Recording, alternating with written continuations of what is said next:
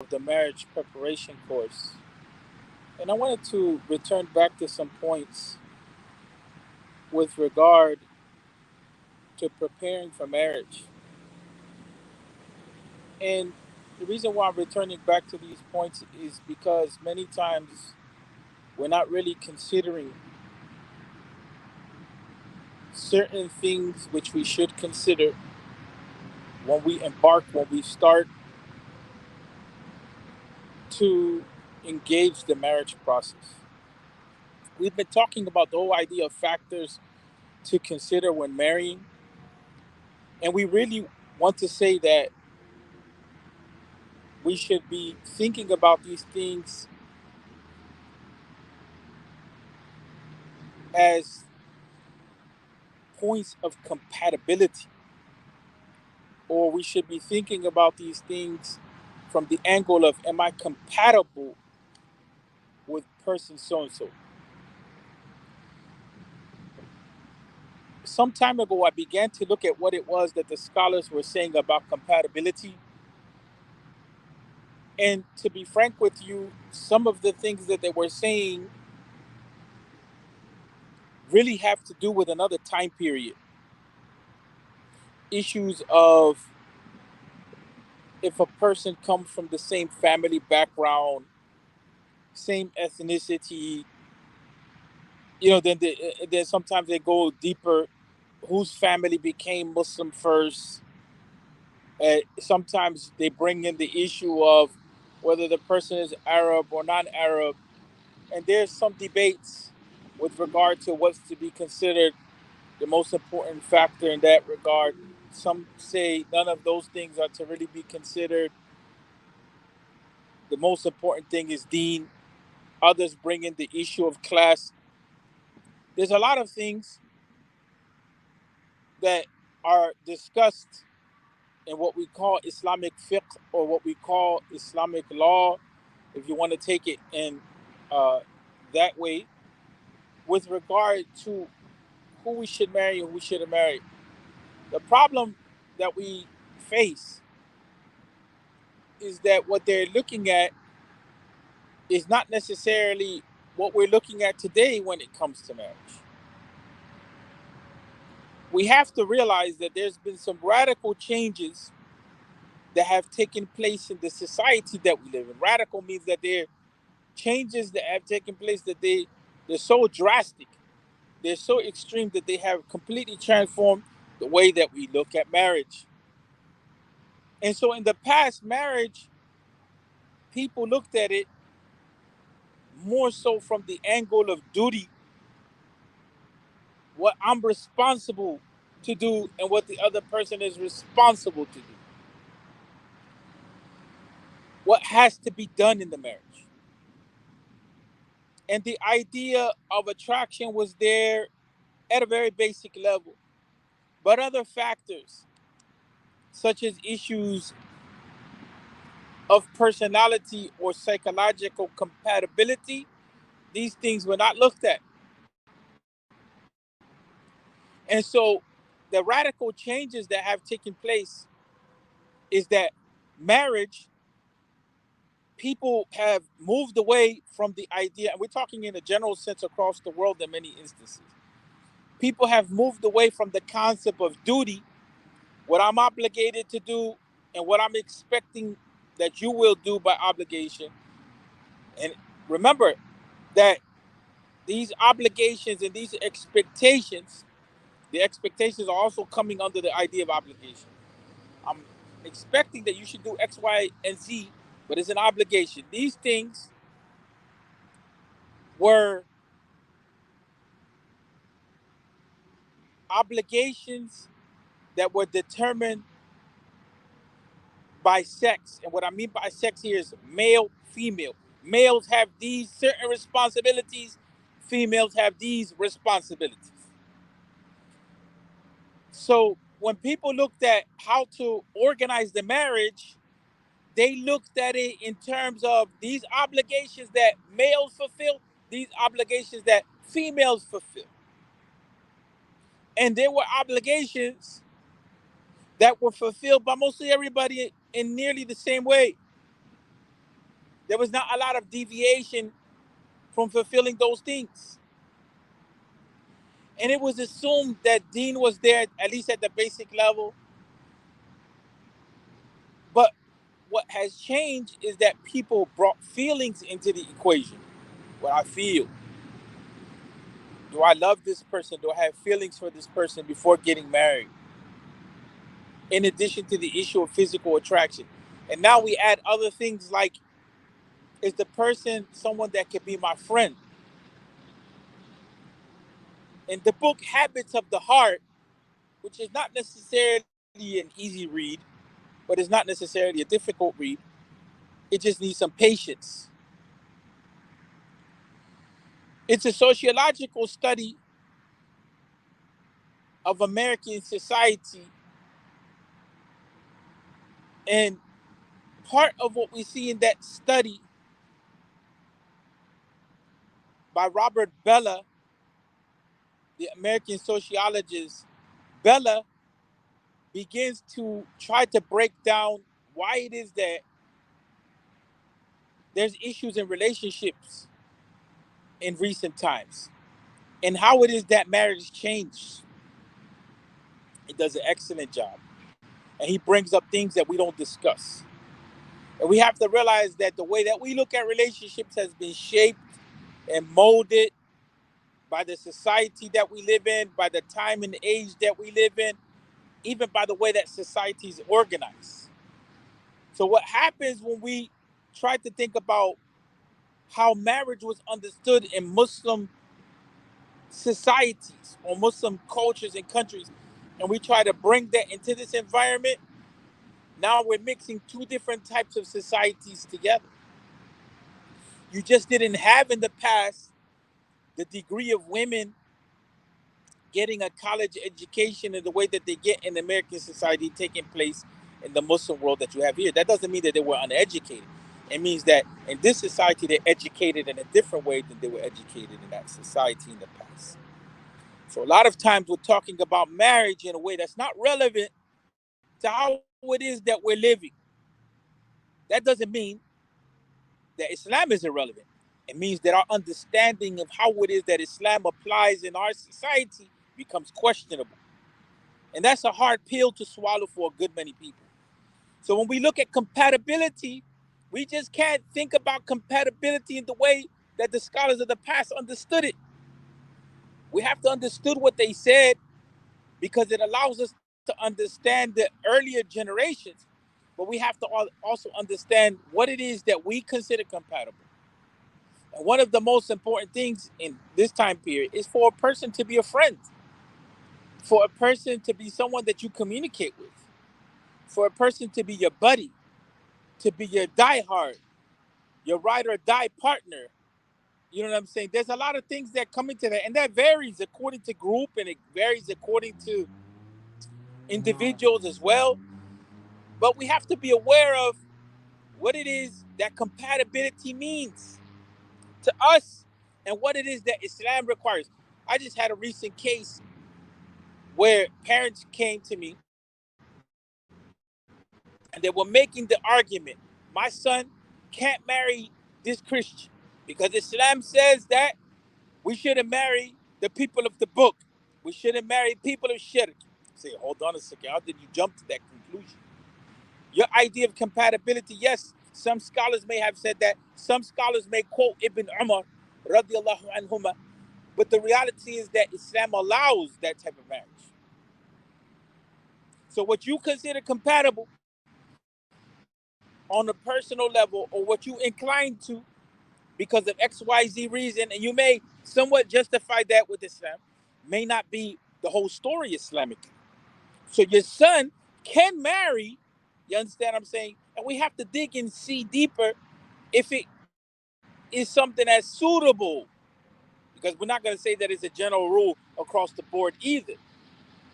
But that's where the understanding compatibility is important. So some factors to consider: issues of deen, issues of culture, issues of age, issues of education, issues of health, both physical and mental health, physical attraction, personality. That's where we brought in the issue of psychology. And last time we were talking about gender roles, how people conceive of male-female dynamics. That's important, because if somebody thinks that their husband is going to be an ATM machine only, or if someone thinks that the wife is going to be a maid only type of concept, but that's not the mutual understanding, that's going to be a problem. In other words, if I think my husband should only be there, or the responsibility of my husband is only to provide for me economically and everything that I want in this whole of the dunya, my husband doesn't have that concept, that's going to be a problem in compatibility. If I think that my wife is there only to wash my clothes, to take care of the kids, to be barefooted, to produce kids, to clean the house, to cook, to serve my parents, and I don't think, and she doesn't think that that's going to be a problem. See what I'm saying? Gender roles is extremely important, and we talked about that. It's impossible in today's time to think that people that have mutual education, mutual levels of education, about the same, they're both working, that you're gonna carry out those traditional roles and think that the marriage is just gonna flow without problems. You have to be in touch with what it is that you understand to be compatibility, and you have to have discussions about what compatibility means on the psychological level. Then there's the issue of culture. Some people can't marry outside of their culture because their parents are not going to go with that. So that means that their parents are going to be at odds with them if they marry outside of their culture. It's not necessarily a matter that's prohibited by Islam to marry outside of your culture, but the family has that understanding. So how are you going to work with that? You're going to have to go into a deep discussion with your family, with your parents, about what it means to marry outside of your culture. You may suffer consequences in marrying outside of your culture.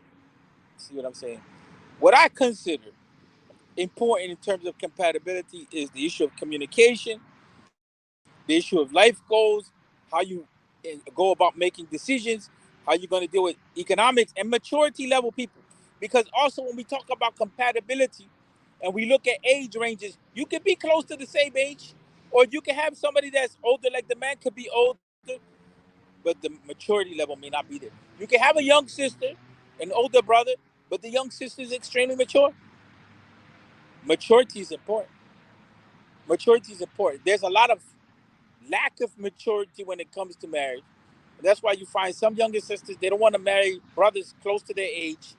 Because in this society, American society, unfortunately, when a person is 20 to 25 years old, they're still very immature. And when they hit about 25, they're still maturing. And what we find is that there's a discrepancy or inequality between males and females on the issue of maturity. So factors to consider when marriage is not to just look at the age and number, but to look at maturity in thinking and handling emotions and so on and so forth. Other things that I would consider important in determining compatibility is the openness to learn. That's important. Openness to the other person, openness to accepting the other person where they're at and wanting to work with them. And then there's the issue of deen. We don't talk about this much. Compatibility in deen means compatibility in understanding. Because if you have two different orientations as to how to practice deen and there's no flexibility, at some point in time, there's going to be clashing and crashing in the relationship. Clashing meaning argumentation taking place about Islam, and then crashing means that somebody's going to break. Because you can't have, like, I'll give you an example. One person has a conception that everything in America is haram. So that's going to have an impact on the concepts of fun. That's going to have an impact on concepts of leisure. That's going to have an impact on how people dress. That's going to have an impact on how people go to work, how they interact with the opposite sex, how they live life. Okay, you may be able to handle that as husband and wife.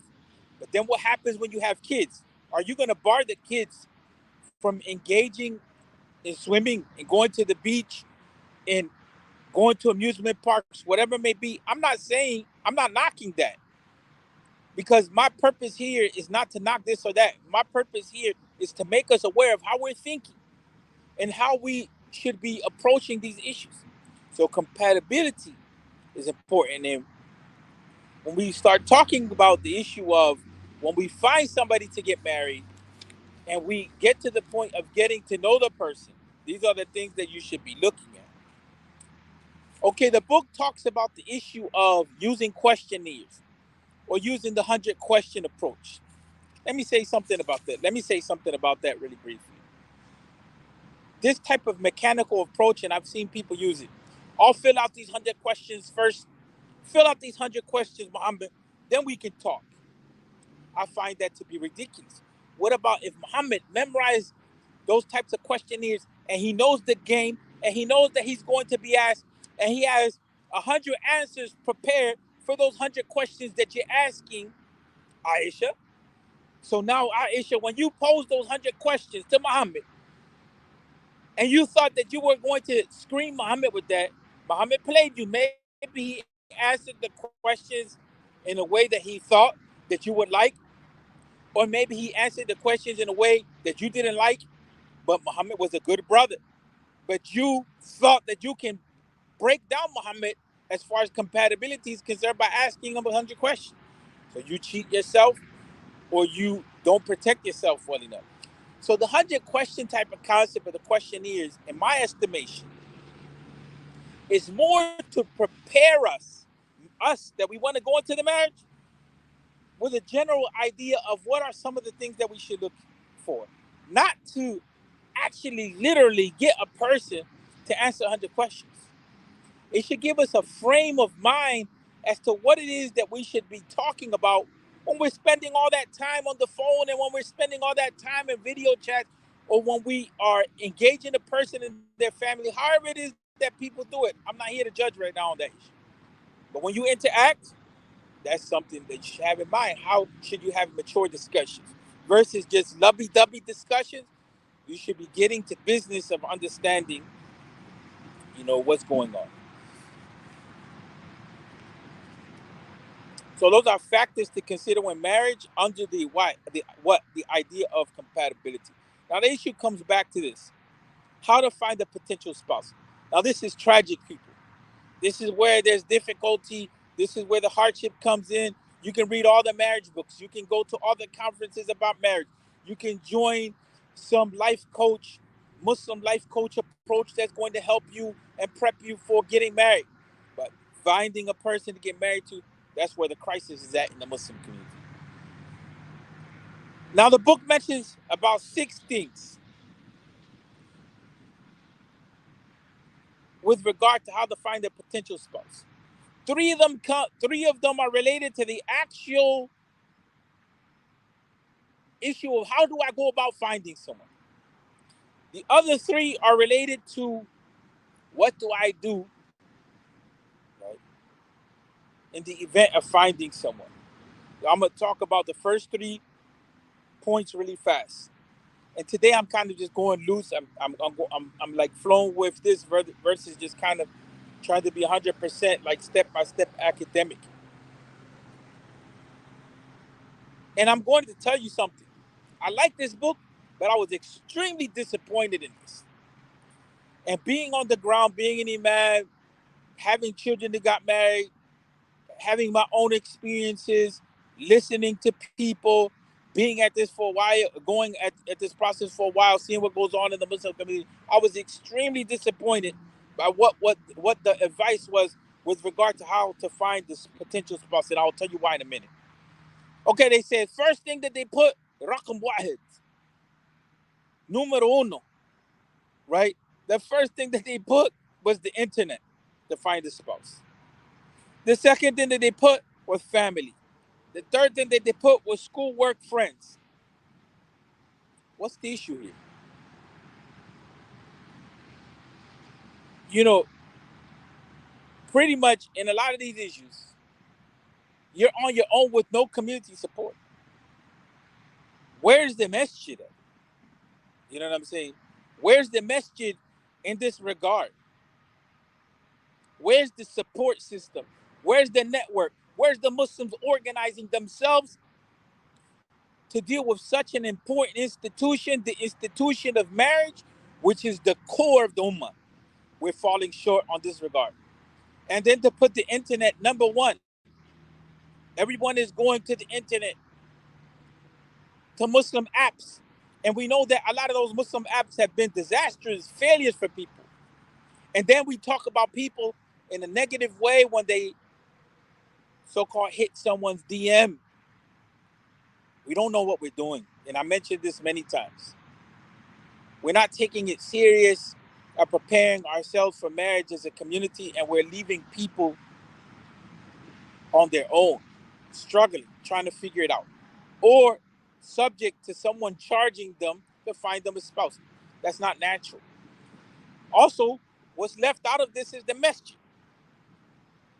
In my estimation, if we took Islam serious, the masjid would be one of the first places. And then, if you hit the internet, you're dealing with someone that's attending the masjid, so you can screen them because you know what community they belong to. In the past, there was no internet, so you would have to go to the masjid. Family, it is important. Brothers, sisters, fathers, uncles, cousins should be helping each other to find marriage. School, it is an important place, especially the university. You know what I'm saying? MSA should be set up for that. And I've mentioned that many times. And you have Dawah groups. Work. Unfortunately, that is a reality. Work is a place of conflict of interest, people. You got to be careful with that. You know what I'm saying? Work shouldn't be a place for the hanky-panky. It's dangerous when you get into that regard. Then now you put your job at jeopardy. Friends, of course, friends. Friends should be helping other friends to drive towards marriage. You know what I'm saying? Friends shouldn't let other friends go blindly in the whole process of marriage. You know what I'm saying? Friends should help other friends. There's a question that came up with regard to the age that is appropriate to get married in this era. That's a difficult question because the issue really is maturity level. You can have an 18-year-old that's extremely mature, ready to get married. We've seen many sisters like that. Then you can have a 21-year-old, 25-year-old that's extremely immature that shouldn't be recommended to get married. You can have a 30-year-old. You can have a 32-year-old in that regard. Below 17, 18, I wouldn't recommend marriage. Not in this country because of the maturity level and the economics and so on and so forth. And that's a discussion in and of itself, and that varies from community to community. You have the Orthodox Jewish community, they marry them at a young age. You have some Christian communities, they marry them at a young age. But those people have communities, they have systems, they have families. But seeing what we see, especially with our boys, many of them are ill prepared. And I've mentioned this many times that many of our young girls are in a better position to get married than many of our young boys, and it's tragic. It's tragic. Conferences, in my estimation, are a good place to meet people. You understand what I'm saying? Families should go openly with this regard. They should network. We have to be open to different means, but we shouldn't necessarily do it alone as much as possible. We should always have a support team when it comes to the issue of looking for marriage. And we should try to evade as much as possible the whole issue of secrecy, and the whole issue of going at it alone is extremely dangerous. And brothers, males, when you step to sisters, when you approach women with responsibility. You don't approach them and you open the door to the whole issue of emotion. And you didn't have an intention to go into a commitment. That's not the character of a Muslim man. It's not the character of a Muslim man. When you open that door, right? You open that door with the intention, with clarity from the beginning. And I mentioned this to many people. That's my solution to a lot of the tragedy that comes into this. That the Muslim man, when you approach the situation, you are clear with the sister from the beginning. I am interested in marriage. Some of them may run, and some of them may say, I oblige you. And when I oblige you, I'm open to the process. It's difficult because that's a negotiation process between brothers and sisters. By by I by no means am in agreement with brothers who don't approach sisters with seriousness, because sometimes the sisters have to think about it. They have to see they have a lot to lose in the process. So they have to think. You have to give them that space to think. And I'm not saying you approach them, you say, we got to get married tomorrow. But you should let her know from the beginning that we're talking with the clear intention of getting to know one another for being married. What's the process? Let's make this work. But weak brothers that don't approach the situation from the angle, from the beginning of clarity and what you're doing, you're creating damage.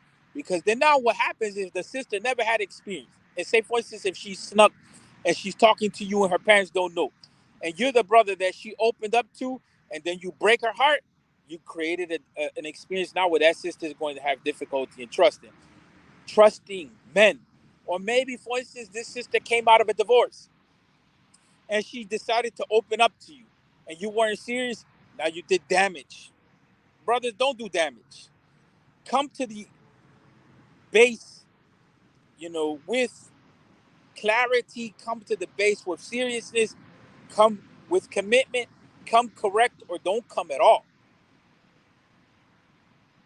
And if we discover that you came to the sister without seriousness, as a community, we can chide you, we can chastise you, we can confront you, we can show you that Muslim women have value, and there's a way to approach the situation. And it's your problem, not our problem, if her brothers and her father and her uncles or brothers in the community get involved and they confront you on that situation because you came from what we call the backdoor approach. لم تدخل الباب لم تدخل البيت من أبوابها. In other words, you didn't enter the house by its door, but you came by other ways. So you should be ready to ask the family. You should be ready to be serious about the situation. And that's serious.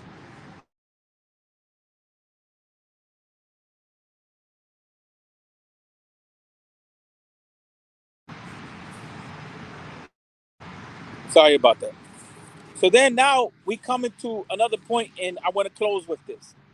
There's certain qualities that you should be realistic about, and these qualities should be realistic in a person that will determine compatibility. We talked about some of those things. We'll come back to them again, but I want to move forward a little bit. Next week, we'll talk about those qualities again. So now we have some qualities that we see that Islam looks for, that we see that we want on an individual level. We identify a person that we want to get married to. Now we're at the point of getting to know the person. What should take place there? At that level, exclusivity should take place. Seriousness should take place. One of the problems that we see in the Muslim community itself is that people talk about getting to know someone to be in a relationship with them, and there's no exclusivity. And so then now we have the idea, what I call Muslim entanglement. We have a brother that's talking to two or three sisters at a time, and he doesn't know how to choose any of them. We have sisters that are talking to two and three brothers at a time, and they don't know what to do. And everyone likes the attention and the thrill that's coming from talking to multiple people at a time. And then they come, and I'm sorry to say this, but they come with the garbage approach of saying, well, I'm free to talk. You're free to talk about what? What are you talking about? You have to realize that if you go into that situation like that, and I've brought this up to people before, I brought this up to sisters before, and I brought this up to brothers before. In the case of brothers, let's start with that. If you're talking to someone's daughter, if you're talking to a sister, if you're talking to multiple sisters at a time, does she know that you're talking to multiple sisters at a time? That's one. Second, what happens if they all fall for you and they all want to get married? Do they agree to polygamy? Are you ready for that? Don't bite off more than what you can chew. The problem is because we play so much in this regard, the issue of identifying someone to marry and taking it serious, it has created a situation where there's a lot of mistrust. So people like to have a reserve in mind. If this relationship doesn't work, then I have plan B and plan C. The reason why you have plan B and plan C is because you weren't serious about the process in plan A. And because you're not serious about the process in plan A, you're scared or you're playing and you end up confused and you end up sparking people's feelings and your own feelings and even maybe even your own desire, and you're playing the game with people. That's the case of brothers. In the case of sisters, sister, what happens if the two brothers fall in love with you and you fall in love with two brothers? Are you ready for that? So we've made a mess out of this process of getting to know the person. So we should be clear that what's mandated in Islam is seriousness and exclusivity. And you have to put a time frame on how long you're going to deal with that. If it's a month, if it's 3 months, if it's 6 months, if it's a year, but you should be clear on how you're dealing with the person. Once you're not clear on those issues, I guarantee you it's going to open the door to a series of problems. Going to open the door to a series of problems.